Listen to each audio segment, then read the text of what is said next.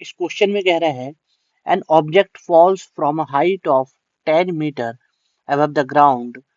After striking the ground, it loses 50% of its kinetic energy.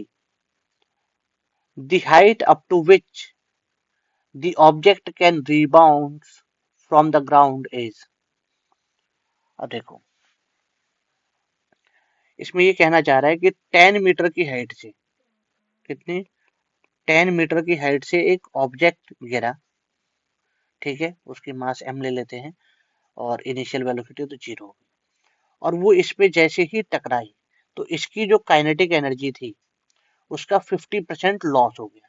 इसकी kinetic energy क्या होगी, तो वर्क एनर्जी थ्योरम लगा दो। Work energy theorem K initial plus U initial equal to K final plus U final. तो initially kinetic energy 0, potential energy mgh equal to K final, K मान लेते हैं, plus U final 0, क्योंकि reference level इसे मान लेते हैं तो यहाँ पे पोटेंशियल एनर्जी 0 हो जाएगी।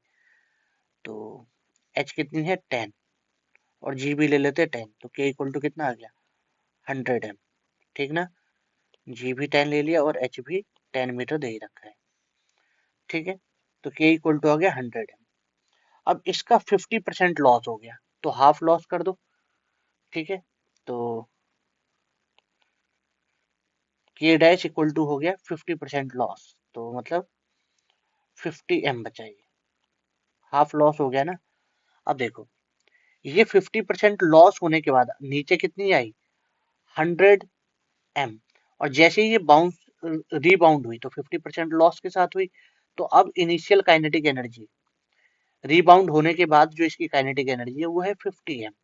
अब कितनी हाइट पे जाएगी वो देख लेते हैं, ठीक ना। तो अब क्या फॉर्मूला लगेगा, K initial plus U initial equal to K final plus U final. Work energy theorem लगा दिया अगेन।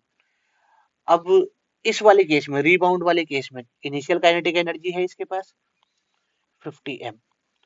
अब ये रेफरेंस लेवल पे है तो इसकी potential energy 0, final kinetic energy 0 रहेगी, क्योंकि जब वो मैक्सिमम हाइट पे जाएगी तो मैक्सिमम हाइट पे वेलोसिटी हो जाती है 0, उसके बाद ये वापस ही तो आएगी, ठीक है। तो मैक्सिमम हाइट पे काइनेटिक एनर्जी 0, और वो कन्वर्ट हो जाएगी किस में, पोटेंशियल एनर्जी में, जो कि होगी m g h। जी मैंने 10 ले लिया, हाइट का तो पता ही नहीं कि अब कितनी जाएगी। तो कितना हो गया 50 m equal to 10 m h। m से m कैंसिल, इससे 0 से 0 कैंसिल, तो h इक्वल टू आ गया 5 मीटर। तो कितनी आ गई है 5 मीटर हाइट तक। Clear, option 4।